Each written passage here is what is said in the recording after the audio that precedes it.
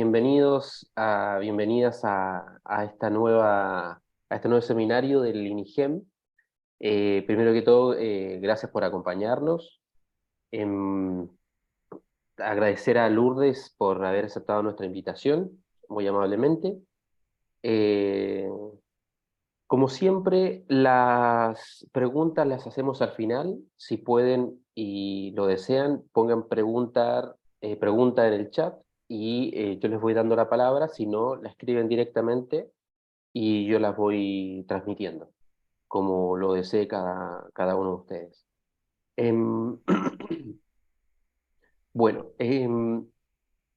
hoy nos acompaña la becaria doctoral Lourdes Correa Brito. Ella trabaja en el Centro de Investigaciones Endocrinológicas Dr. César Vergada, bajo la dirección del doctor Rodolfo Rey y también como directora adjunta la doctora María Gabriela Ropelato, a los cuales también los saludamos y gracias por mostrarnos su trabajo. Em, Lourdes, ella misma va a presentar su trabajito y la escuchamos con atención y nuevamente gracias Lourdes por aceptar la invitación y nada, quedamos atentos a tu presentación. Bueno, muchas gracias. Ahí comparto pantalla. Eh, Denme un segundo. Ahí se ve en tamaño grande, ¿no? Sí, sí, perfecto. Sí, Perfecto. perfecto. Muy bien. Bueno, muchas gracias, Eduardo, por la presentación. Y como decía Eduardo, bueno, yo soy bioquímica egresada de la Universidad Nacional de Tucumán y estoy haciendo mi beca doctoral en el CEDIE bajo la dirección del doctor Rey y la doctora Ropelato. Y mi consejera de tesis que me invitó a participar del seminario fue la doctora Gloria Cerrone, que también le agradezco la invitación. En esta oportunidad, entonces voy a presentarle este seminario que se titula Whole Exome Sequencing, es decir, secuenciación del exoma completo, o WES, en el estudio de las anomalías del desarrollo sexual o DCD y un síndrome de Kallmann, donde hicimos un hallazgo de variantes noveles en los genes MIRF y SIN3A. Estas dos patologías son patologías que nosotros estudiamos que corresponden a patologías del eje gonadal. Entonces, para introducirnos, como ven acá en este esquema de las distintas etapas del desarrollo, desde la etapa embriofetal hasta la pubertad, en el servicio de endocrinología del Hospital Gutiérrez se pueden presentar en la consulta pacientes con genitales ambiguos que consultan con frecuencia o se presentan en la etapa neonatal. El micropene y la criptorquidia se pueden presentar a lo largo de toda esta etapa, pero es de mayor frecuencia de presentación en la etapa neonatal. Pacientes con pubertad precoz se presentan en la consulta cuando alcanzan el desarrollo sexual antes de lo esperado, tanto para las mujeres como para los varones, y del otro extremo temporal, cuando no se alcanza ese desarrollo sexual a la edad esperada, se reciben pacientes que consultan con retraso puberal o amenorrea primaria. Todas estas patologías que se reciben y que tienen o pensamos que pueden tener un origen genético, vamos a ver que en el caso de los casos que presentamos hoy, los DCD o pacientes con anomalía del desarrollo sexual se presentan 1 a 10 por cada 10.000 nacidos vivos. Y en el caso del retraso puberal, la incidencia aproximadamente es de un 2%, siendo más frecuente el hipogonadismo central en el varón y el hipogonadismo primario en la mujer. Cuando al servicio de endocrinología del hospital consulta a un paciente con alguna de estas patologías que tiene sospecha de causa genética,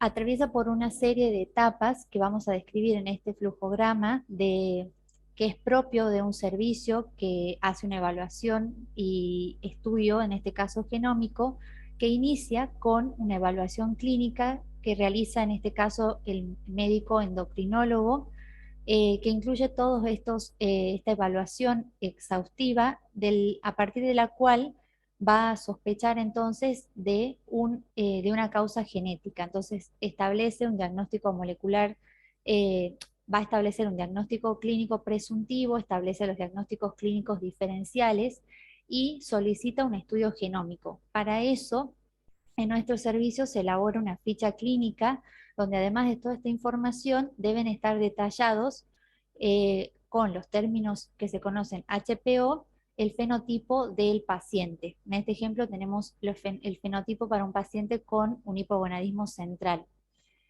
Cuando se elabora esta ficha clínica, en un equipo interdisciplinario conformado por el médico especialista y el equipo de medicina translacional del laboratorio, va a evaluar cuál es la mejor estrategia de estudio genómico. Y en esta siguiente etapa, que incluye entonces ya propiamente el estudio en el laboratorio, este circuito inicia con la extracción de la muestra de ADN que se realiza en el paciente o probando y sus padres, y además si hay otros miembros de la familia también afectados. Según la estrategia elegida, se va a proceder a hacer la secuenciación del ADN, en el caso que esta sea la estrategia. Puede también abordarse el estudio a través de una técnica de MLPA o hacer un array CGH. Cualquiera de estas técnicas pueden entonces tener como resultado unas variantes que, una vez que curamos y clasificamos, podemos tener como escenario que a partir de este estudio podemos lograr entonces el diagnóstico etiológico establecido. Ese diagnóstico requiere entonces luego el asesoramiento genético que se hace por el servicio de genética del hospital, y según el gen asociado a la enfermedad encontrada como causa genética, en algunos casos va a impactar en el tratamiento, en el pronóstico y en el seguimiento de ese paciente, y además a veces permite hacer lo que conocemos como el fenotipado reverso, que amplía el fenotipo inicial en algunos casos. Y cuando no hay variantes asociables al fenotipo, la etiología genética no queda aún establecida, pero eso amerita que se realice un reanálisis y reevaluación periódica con la bibliografía y las bases de datos que se van actualizando. Los casos que vamos a ver hoy fueron estudiados por NGS particularmente, que como sabemos es la técnica de secuenciación por síntesis de forma masiva, simultánea o en paralelo de múltiples genes en múltiples muestras. Pero sí tenemos que tener en cuenta a la hora de saber qué tipo de técnicas tenemos disponibles, cuáles son los genes que vamos a poder abordar. Cuando hacemos secuenciación de paneles de genes, vamos a poder estudiar genes con evidencia clínica, genes reportados en bases de datos y bibliografía o genes candidatos de la fisiología. Estos representan lo que conocemos como paneles de investigación.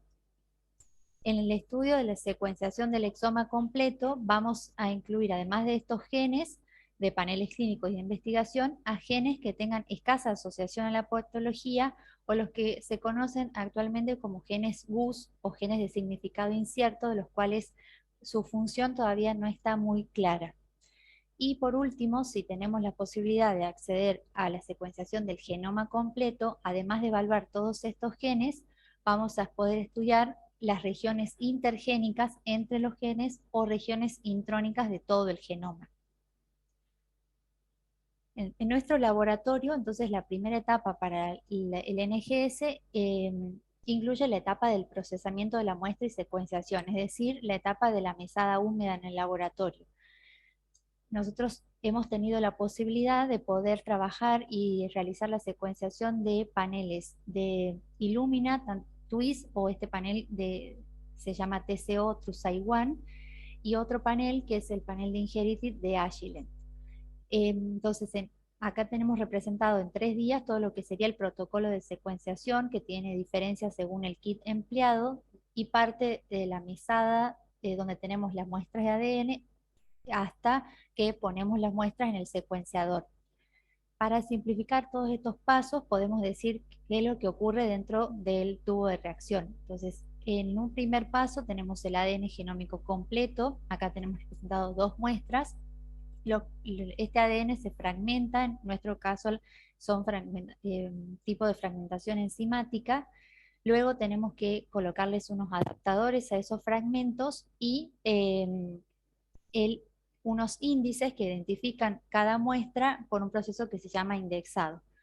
Luego viene el proceso de hibridación y captura de las regiones de interés, que eso va a depender si hacemos paneles de genes o exomas de las sondas para capturar estas regiones de interés. Y finalmente, cuando tenemos las regiones capturadas e identificadas con sus índices, podemos hacer el puliado de las muestras y colocarlas en el secuenciador. La segunda etapa es la etapa de procesamiento de los datos, que consiste, de acuerdo a en nuestro digamos, el equipo de bioinformática, va a transformar los archivos, distintos archivos, desde lo que sale del secuenciador, que es un archivo de imágenes, son fotos. Acá tenemos un esquema de los clústeres donde ocurre la secuenciación, y este archivo de fotos se llama BCL, que es transformado en una primera etapa a un archivo de secuencia de nucleótidos que se llama FASTQ. Ese archivo, que contiene las lecturas, entonces, ahora en este formato, se tienen que alinear al genoma de referencia y mapear. Cuando se hace este proceso, obtenemos el archivo que se llama BAM, y finalmente, de estas lecturas mapeadas al genoma de referencia, ahora se obtiene un tercer archivo que se llama BCF, de Variant Call Format, que se obtiene al comparar en qué posiciones difiere las lecturas de la muestra de ADN con la referencia. Y además el siguiente paso es realizar la anotación de todas estas variantes a partir de información de base de datos. El tercer paso para el NGS entonces es la etapa de filtrado y priorización de esas variantes en este último archivo que les mencioné.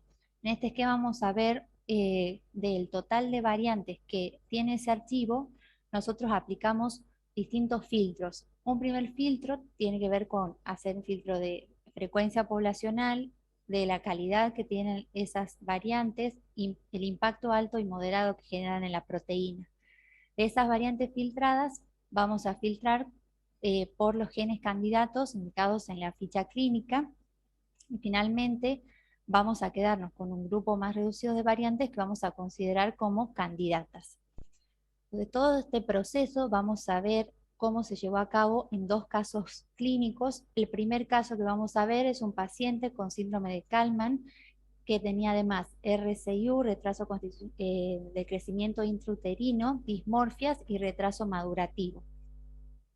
Como nuestro servicio es un servicio que está dentro de que corresponde a la división de endocrinología del hospital, nosotros a este paciente se estudia o se hace el foco en la patología gonadal, que en este caso era un hipogonadismo central o hipogonadismo hipogonadotrófico, que con respecto a la causa genética en el hipogonadismo central, los genes que están descritos están asociados con 2 procesos.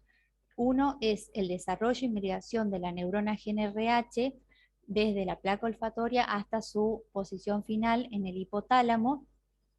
Y otro proceso importante es la acción ya propiamente dicha de la neurona, que tiene que ver entonces con la síntesis y secreción de la hormona GNRH. En el caso de este proceso inicial, a veces, además el hipogonadismo central, los pacientes que tienen afectado este proceso de migración de la neurona o desarrollo de la neurona, se acompaña con otros síntomas como es el trastorno olfativo, la anosmia, por ejemplo. Voy a contarles la historia clínica del primer caso. Es una paciente de sexo femenino que nació en el año 2003 por un cariotipo normal, 46XX en 15 metafases, de un embarazo controlado, fue pequeña para la edad gestacional, tuvo oligoamnios y las serologías maternas fueron negativas. Nacida pretérmino de 34 semanas, bajo peso al nacer, por cesárea con un APGAR 910. En esta primera evolución de la paciente se diagnosticó con un retardo del lenguaje y déficit en la coordinación motora, discapacidad intelectual, trastorno de la conducta con hiperactividad. La evaluación del servicio de genética del hospital diagnosticó con dismorfias en todas las fascias del rostro. Además tenía dismorfias de las manos, en el segundo y tercer con falanges más cortas, clinodactilia del quinto bilateral. Tenía hiperlaxitud articular generalizada y microcefalia. A los 7 años se diagnosticó con un RCIU sin crecimiento compensador, por lo cual inició un tratamiento con hormona de crecimiento. Luego se fue diagnosticando además con una válvula aórtica bicúspide, estrabismo de ojo izquierdo. Se empezó a estudiar su pubertad a los 13 años, se solicitó una primera ecografía ginecológica que fue prepuberal, la cual se repitió a los 14 y 15, que también fue prepuberal porque no inició con la menarca. Por eso también es que a esta edad se le pide una prueba de infusión con la hormona de GnRH, en la cual no hubo respuesta. Y además la resonancia que se realizó, en esa resonancia se diagnosticó una agenesia de los nervios olfatorios, y por una olfatometría también se diagnosticó con anosmia bilateral, por lo cual en este momento se hace el diagnóstico de un retardo puberal con anosmia bilateral, hipogonadismo hipogonadotrófico, que se conoce con el síndrome de Kallmann. Y por otro lado también tuvo una evaluación por psiquiatría donde tuvo un diagnóstico de bipolaridad. Algo muy importante que se releva, acá puse la foto del pedigree original que tuvo esta paciente, donde vemos, es una paciente nacida de un matrimonio que tenía ausencia de consanguinidad por referencia familiar, y como antecedentes relevantes, el fenotipo que presentaba la paciente, su mamá tuvo una menarca a los 15 años, es decir, una menarca tardía, y tenía por línea materna un primo con dificultad del aprendizaje, y por la línea paterna un tío que tenía retardo mental. Con toda esta evaluación clínica, entonces la paciente ingresa al estudio genómico con un diagnóstico presuntivo de hipogonadismo hipogonadotrófico con anosmia, es decir, síndrome de Kallmann, retardo del crecimiento pre y postnatal, con retardo neuromadurativo y dismorfias. Como diagnóstico diferenciales se proponen otras causas de hipogonadismo hipogonadotrófico, y como le mostraba en el flujograma de nuestro servicio, se detallan en la ficha clínica todo el fenotipo de la paciente con los términos HPO. En nuestra ficha también se hace la solicitud de los genes candidatos para la búsqueda, primero por dos razones. Uno, para ver si los paneles disponibles podrán permitirnos hacer una evaluación de las posibles causas de la patología, y luego también para la búsqueda cuando vamos a hacer el filtrado. En este caso, como esta paciente tenía un cuadro muy sindrómico, se trató entonces de hacer la búsqueda de es decir, tratamos de hacer la asociación base al fenotipo con el genotipo. En esta tabla les muestro alguna búsqueda bibliográfica que arrojaba algunos de estos genes asociados, además de hipogonadismo hipogonadotrófico, a otros síndromes y otros fenotipos que algunos machaban con el de la paciente.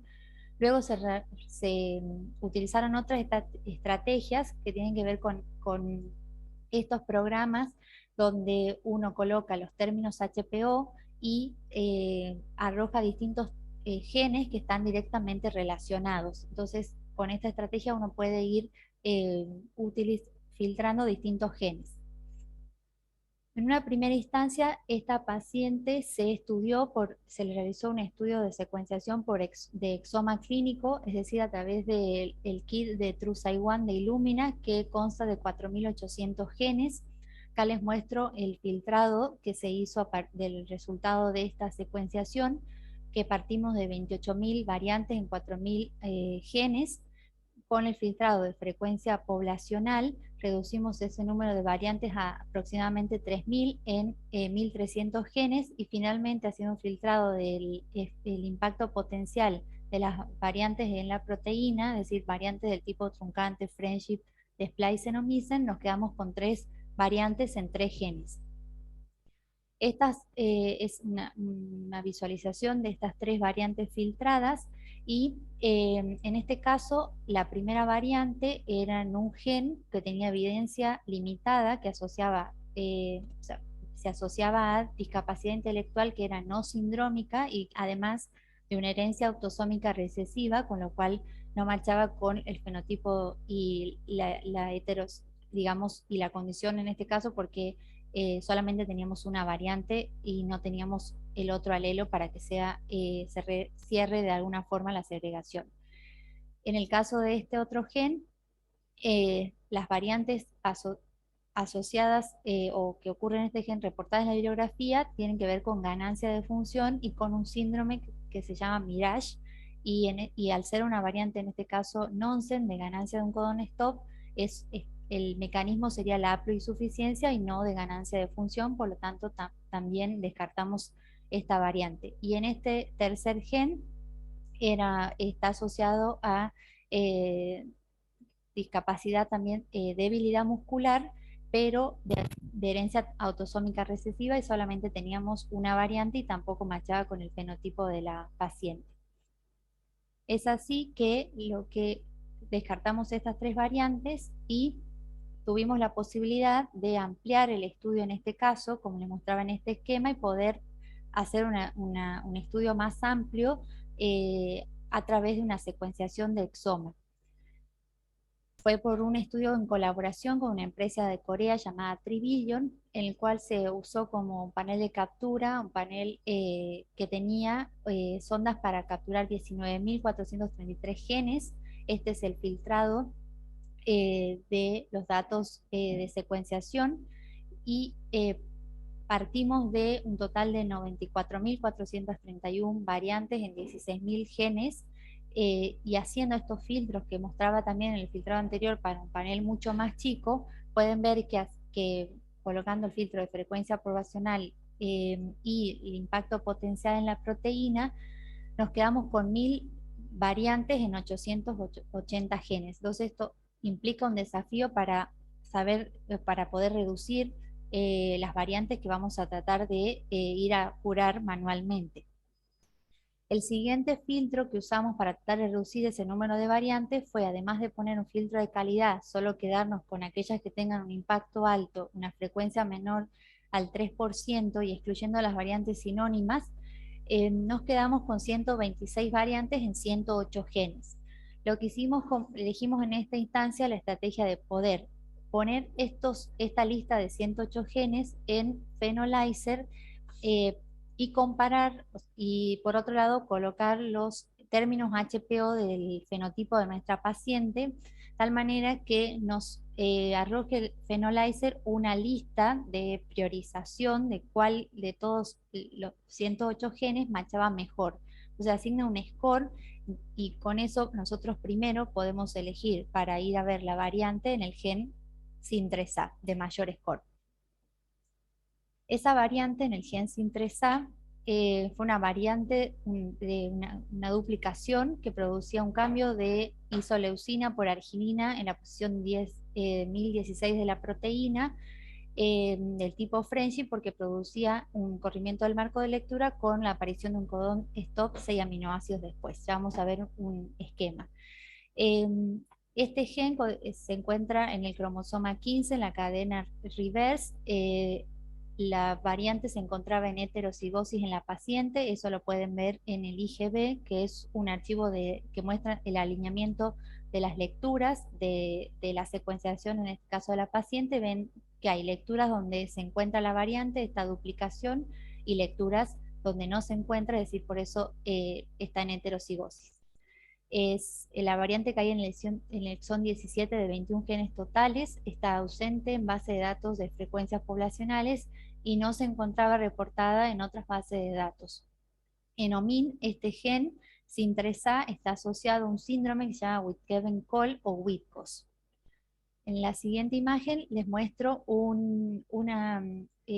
imágenes que traemos de este visualizador y chequeador del nombre correcto de la variante que se llama Mutalizer, y pueden ver En la secuencia de arriba, la secuencia de referencia, y en la secuencia de abajo se esquematiza dónde estaría esa inserción del dinucleótido, que es una G y una A.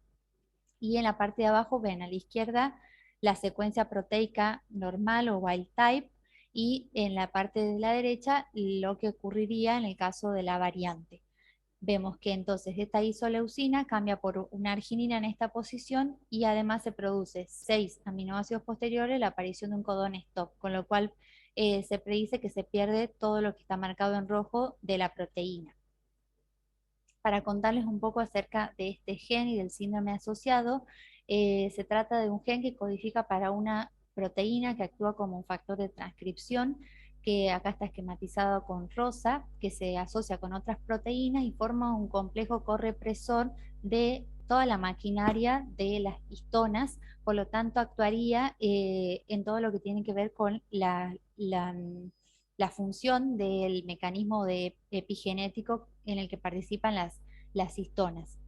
En cuanto al síndrome, en OMIN pueden ver que estos son los fenotipos descritos asociados, y con un tilde todo lo que presentaba la paciente en cuanto al crecimiento, la baja talla, el bajo peso al nacer, eh, todas las dismorfias faciales y en el resto de los órganos. En cuanto a lo esquelético, la hiperlaxitud articular. En lo neurológico presentaba el retraso madurativo, la discapacidad intelectual, la hiperactividad y los comportamientos agresivos, y en cuanto al endocrinológico, el hipogonadismo hipogonadotrófico. Y finalmente, lo que realizamos es la clasificación de la variante según los criterios de ACMG, que como saben es un criterio, los criterios permiten clasificar la variante de benigna a patogénica según la evidencia que encontremos de acuerdo a distintas categorías, pasando por aquellas que quedan porque no tienen evidencia suficiente para ser clasificadas como benignas o patogénicas, quedan como BUS o de significado incierto. Esta evidencia tiene que ver con la literatura, y acá pueden ver en distintos esquemas las etiquetas que uno puede ir eligiendo según la información que encuentra en la literatura para esa variante. Si hay información, evidencia que tiene que ver con la frecuencia poblacional, con lo que tiene que ver con los análisis in silico y los ensayos funcionales que puede tener la variante in vitro o in vivo. Y finalmente, todo lo que es la segregación del fenotipo con la variante. En el caso de esta variante, nosotros hicimos una curación manual al tratarse de una variante Friendship, que es una variante nula en un gen cuyo mecanismo de enfermedad es la pérdida de función, que en el caso de Sinteresa lo es. Y elegimos este árbol de decisión que viene de este trabajo, que es una recomendación de un panel de expertos para la aplicación del criterio PBC1, donde uno ve que si es una variante del tipo Friendship, predice en nuestro caso que va a sufrir la proteína, el mecanismo de el NMDK. El exón donde cae la variante está presente en un transcrito biológicamente relevante, por lo tanto aplica el criterio PBC1. El otro criterio es el criterio PP4, que se aplica cuando el fenotipo o la historia familiar es específico de una condición. Pero tenemos en cuenta la recomendación de este trabajo, que nos dice que este criterio es aplicable solamente cuando se hayan podido descartar en otros genes variantes que puedan explicar el fenotipo, y eso en este caso lo podemos considerar ya que se realizó un estudio de secuenciación de exoma completo. Y finalmente la clasificamos, le pusimos como criterio poblacional, que les había mencionado no está presente en base de datos de frecuencia poblacional, por lo tanto aplicamos PM2 supporting, PBC1 very strong y el PP4 supporting. Eso nos da un puntaje de 10 puntos, que es una de las últimas actualizaciones de los criterios de la ACMG, donde cada etiqueta tiene un puntaje. Entonces ahora el veredicto final depende de la sumatoria de ese puntaje. Entonces, en nuestro caso, la variante fue patogénica, y como interpretación de este estudio, hicimos que el resultado fue positivo. Finalmente les quiero mostrar la confirmación por secuenciación sangre de la variante en la paciente. Eh, Acá pueden ver que luego de este dinucleótido GA aparecen dobles picos, es decir, hay un alelo con la secuencia de referencia y otro que la duplicación produce ese doble pico. Y pudimos estudiar a la mamá, donde vimos que la mamá era wild type, no tenía la variante. No pudimos estudiar al papá y porque no se encontraba disponible su muestra y por eso tampoco pudimos hacer, agregar ese criterio para la variante, el criterio de segregación. El siguiente caso, el caso clínico 2, es una paciente con diagnóstico de DSD 46XI con una digenesia gonadal parcial. Para poder introducirlos en esta otra patología que son las anomalías del desarrollo sexual, las causas genéticas en este caso se evalúan de acuerdo a las distintas etapas de la diferenciación sexual, que podemos dividirlas en la etapa de indiferenciada sexualmente, donde se encuentran algunos genes descriptos que pueden estar implicados en esta etapa. Otros son aquellos que tienen que ver con la etapa de diferenciación, es decir, el desarrollo del testículo o del ovario. Y finalmente la tercera etapa, que es la de diferenciación de los genitales internos y externos, que dependen exclusivamente de la acción de las hormonas testiculares, de la AMH y testosterona. La historia clínica de esta paciente es una paciente nacida en 2017, asignada a sexo femenino, nacida pretérmino con un peso al nacer de 3 kilos 500 con una talla de 52 centímetros. Fue derivada al servicio de endocrinología a los 7 días de vida por presentar genitales ambiguos. Tenía un falo pequeño, hipospadias, repliegues labioescrotales parcialmente fusionados, una distancia anoescrotal disminuida y gónadas no palpables. El cariotipo 46XI en 30 metafases tenía una ecografía abdominopelviana donde se informaba una imagen tubular hipoecogénica sugerente de útero rudimentario. Con este primer approach clínico, voy a decir que se trataba de una hipovirilización de los genitales externos en un recién nacido 46XI con útero. El laboratorio hormonal, que es muy importante en los casos de DSD, arrojó que la paciente presentaba una disminución de las hormonas testiculares con aumento de las gonadotrofinas, lo cual nos orienta dentro de los DSD 46XI a una digenesia gonadal. En el caso de esta paciente, el pedigree no tenía antecedentes de relevancia en la familia relacionados con el fenotipo. Para este caso, los genes candidatos que muestran en esta lista son unos genes que están curados con la bibliografía y los datos, digamos, en base de datos asociados a digenesia gonadal en el DSD 46XI. Esta paciente se pudo directamente hacer un estudio de secuenciación de exoma completo y acá les muestro el filtrado y priorización de variantes, donde partimos de 91.000 variantes, aplicamos filtros que tenían que ver con la calidad, con los genes candidatos que les mostré en la diapositiva anterior, con frecuencia poblacional menor al 0,01 y el impacto potencial de las variantes alto y moderado en la proteína. De este primer filtrado, estos fueron las primeras variantes que se descartaron por no ser realmente variantes que tenían una evidencia desde la patogenicidad. Tenían etiquetas de benignidad la mayoría. Entonces se amplió un poco se descartaron estas variantes y ampliamos un poco el filtrado, ahora sin tener en cuenta los genes candidatos, aplicando filtro de calidad, frecuencia menor al 3%, y aquellas que estén reportadas como patogénicas y probablemente patogénicas con según los criterios de ACMG. Y ahí obtuvimos 6 variantes, de las cuales las que La que seleccionamos fue la de esta variante en el gen MIRF porque se asociaba más a la patología en estudio. Esta variante en el gen MIRF era una variante de tipo nonsense, es decir, una ganancia de codón stop en la posición 322 de la proteína. Este gen se encuentra en el cromosoma 11, la cigosidad de la variante fue heterocigota. Acá también vemos en el IgB cómo se observan las lecturas. En esta posición hay lecturas con la variante y lecturas sin la variante. No estaba reportada en las bases de datos, tampoco estaba en las bases de datos de frecuencia poblacional. Cae en el exón 6 de 25 exones totales que tiene el gen, y en el codón 322 de 1152 que tiene la proteína.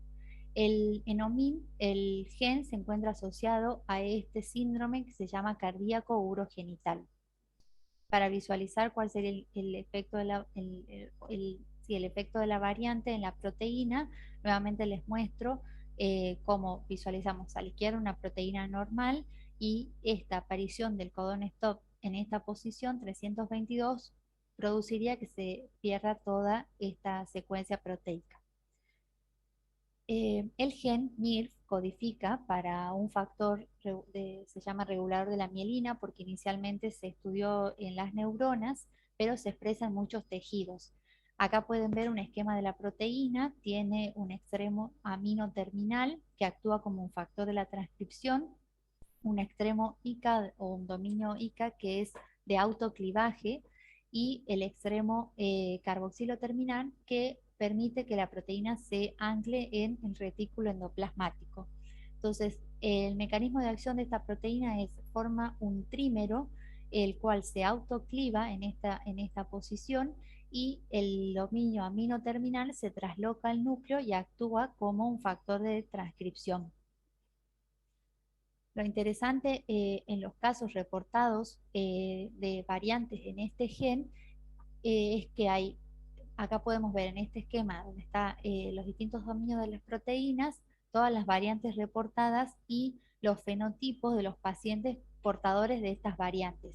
Pueden ver que hay fenotipos que se describen en este síndrome que se llama cardíaco urogenital, o más ampliado ahora recientemente, CULT, porque tiene que ver con anomalías cardíacas, anomalías urogenitales, hernia diafragmática e hipoplasia pulmonar. Y también hay pacientes que presentan defectos neurológicos. Y por otro lado, también hay asociados a variantes en este gen defectos oculares que son naftalmos y hiperopía alta. Entonces, lo que se ha descrito es que de acuerdo a dónde se produce la variante es donde están más asociados ciertos fenotipos. Entonces, todo lo que tiene que ver con este síndrome ocurren a lo largo de toda la proteína. Y sin embargo, todo lo que tiene que ver con los defectos oculares son variantes que ocurren en el extremo carboxilo terminal, que es el que quedaba anclado en el retículo endoplasmático y el cual todavía no se conoce cuál es su función. La variante de nuestra paciente se encuentra en esta posición en el dominio prolina. Para la clasificación también aplicamos la curación manual de los criterios. El PBC1 también seguía el mismo árbol de decisión que les mostré en el primer caso, porque se trata de una variante nonsense que también va a pasar por el mecanismo de NMD, y también cae en un exón que está presente en un transcripto biológicamente relevante, por lo tanto es aplicable este criterio. Con este criterio y el criterio poblacional, ya que se encontraba ausente en frecuencia, en base de datos de frecuencias poblacionales, tenemos un score de 9 puntos, por lo tanto la variante queda clasificada como probablemente patogénica y la interpretación del estudio es positiva. La confirmación por secuenciación Sanger y la segregación familiar también se pudo hacer en la paciente, donde pueden ver que se ve la sustitución en esta posición de una G por una A y en heterocigosis, por eso el doble pico. En cambio, en su mamá, el wild type tiene la referencia en esta posición.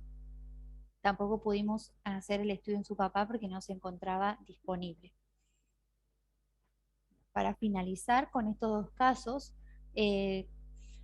quise contarles cuál fue el impacto en cada uno de ellos. Por un lado, en el primer caso, donde vimos un paciente con diagnóstico de una patología sindrómica, es decir, un síndrome de Kallmann con RCU, dismorfia y retraso madurativo, poder estudiar y hacer el diagnóstico de este gen y esta patología permitió, conociendo todos lo reportado en la bibliografía, eh, de pacientes con este mismo síndrome, nos permite hacer un seguimiento y evolución del caso, además que mejora el manejo clínico personalizado y le pone fin al proceso de odisea diagnóstica que, como ven, la paciente desde pequeña que consultaba por los distintos síndromes que tenía. Y por otro lado, el caso clínico 2, que es una paciente con diagnóstico de DSD 46XI con la digenesia gonadal parcial, el hallazgo de este gen y este síndrome nos permitió realizar el fenotipado reverso, porque si recuerdan, solamente había ingresado en el estudio por la anomalía del desarrollo sexual, pero con el hallazgo de este gen se pudo buscar todos los otros fenotipos asociados en la bibliografía y se diagnosticó con un anexo de estrocardia. Además, esto permitió hacer un asesoramiento genético a la familia y el conocimiento de los otros casos reportados también nos permite hacer un mejor manejo clínico del caso.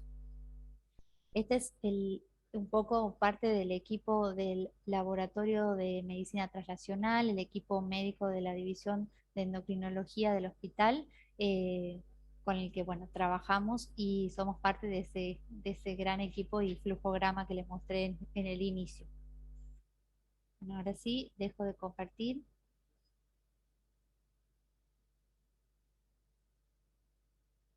Muchas gracias, Lourdes. Muy linda tu presentación.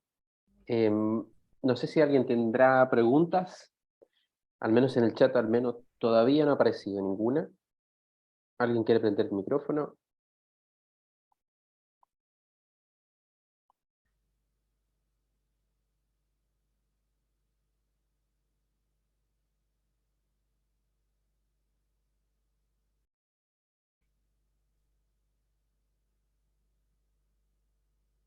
¿Hay alguna felicitación por el chat?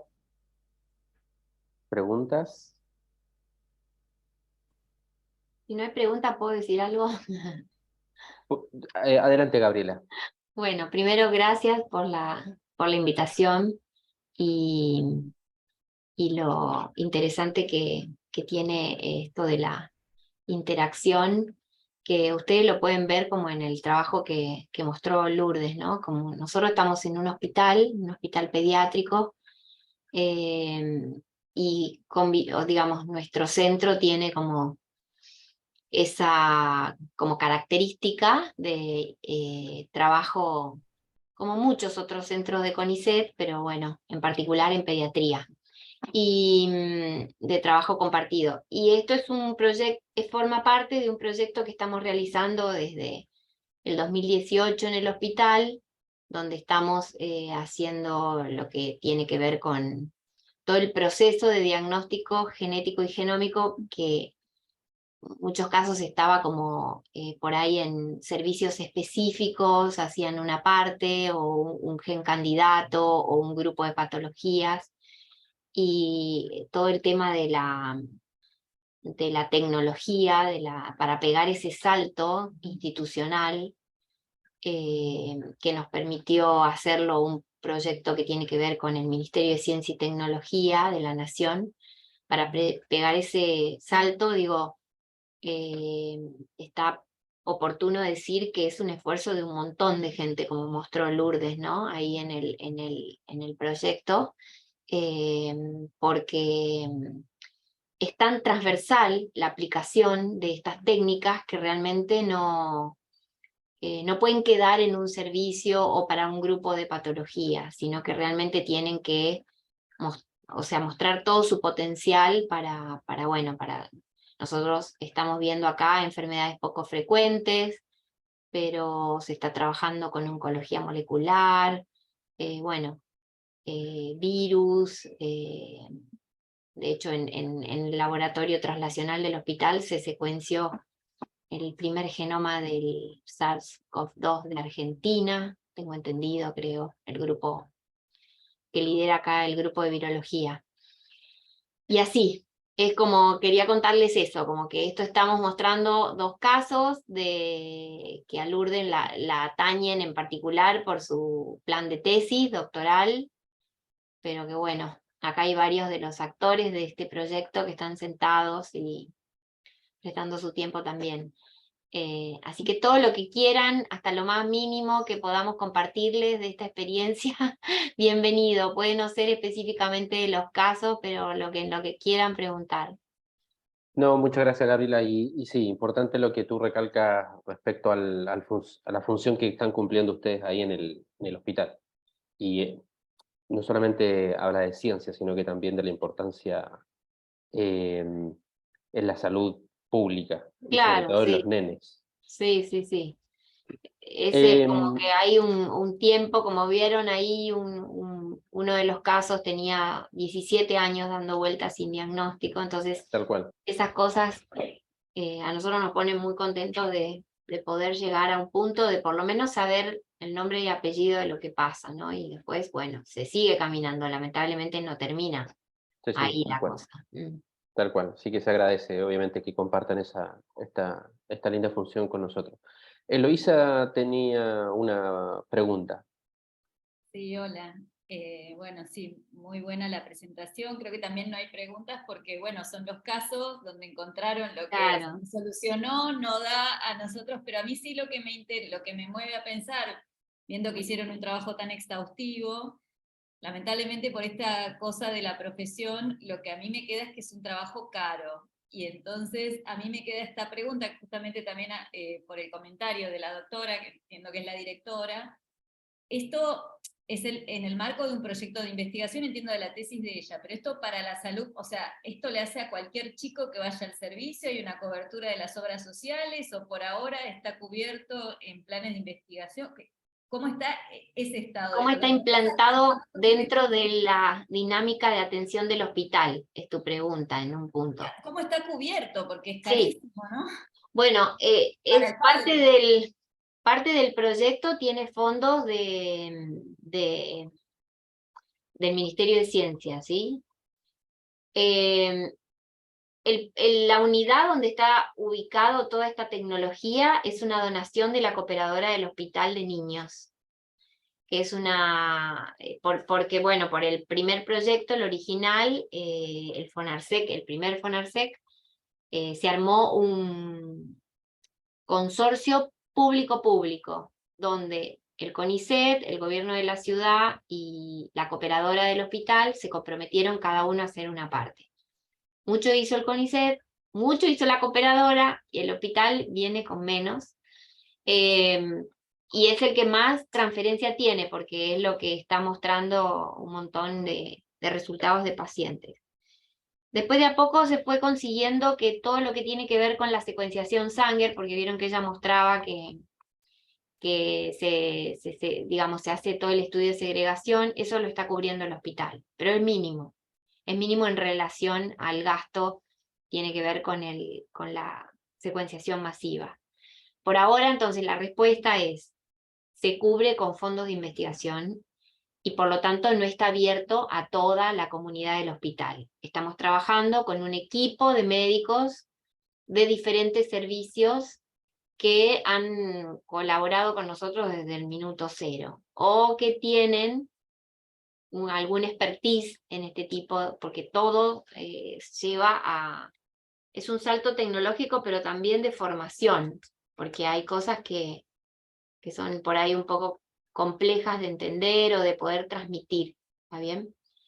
Pero bueno, hay alguna posibilidad de que el hospital está armando una compra para reactivos de secuenciación masiva, y sobre ese camino vamos. Es como que ni siquiera algunos servicios no tienen mucha idea de la demanda potencial que pueden tener o de qué patología pueden estudiar y a qué patología eso le genera un impacto enorme clínico de decisión, de diferente tratamiento, etc. Es Nos pasa como, lo mismo acá, por eso preguntaba, cómo es el claro, camino a seguir. lleva tiempo, Eloísa. Tu pregunta es clave, porque la implantación, o sea, la idea es que esto quede para la comunidad hospitalaria, y bueno, para eso se va trabajando, pero no te puedo decir que hoy sacamos el subsidio de investigación y sigue todo en marcha. No hay personal dedicado, pagado por el hospital, y así un montón de cosas. Claro, no sé ustedes, pero por ejemplo un bioinformático es clave como nuevos puestos de hospital, quizás. Exacto. Bueno, el bioinformático que nosotros tenemos es Agustín Izquierdo, viene por el CONICET, por Claro, el CEDIE. O sea, el claro. CEDIE es la dirección de todo el proyecto, digamos. Y pone todas las posibles, cubre las posibles necesidades de todo. Está Solange acá con nosotros. No, pero creo que muy a largo plazo a lo que iba es que en todos los hospitales que se haya hecho algo de esto hay que empezar a hacer una presión por conseguir puestos de bioinformáticos, por ejemplo, que va a ser una necesidad clave a Claro, por futuro. ejemplo, el bioinformático ni siquiera puede acceder a un cargo de hospital porque no está dentro de la carrera Por hospitalaria. eso digo, claro, por eso digo, Es hay que que no está cambiar pensado, son como, viste, cuestiones que no están pensadas para esta medicina. No, pero por eso sirven estas interacciones, porque va a haber que empezar a cambiar esas cosas, ¿no? Sí, Paula está también acá, que es, la conocen, tal vez la conocen algunos, que es la bioquímica especialista en genómica que tenemos, que también proviene del CEDIE.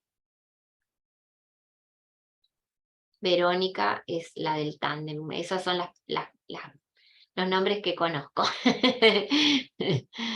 Hay otra Perdón que la pregunta. interrumpa, sí, que Sí, justamente, para Lourdes. Lourdes, la leo, no sé si ya la leíste en el chat, es de Ariel. em, te la leo en voz alta igual por si acaso. Dice, por lo que entendí, el síndrome de Kallmann más síndrome de Witkos, ¿podemos inferir que estamos frente al hallazgo de un nuevo síndrome? La proteína codificada por el SIN3 en el Witkos tiene un defecto similar al paciente 1.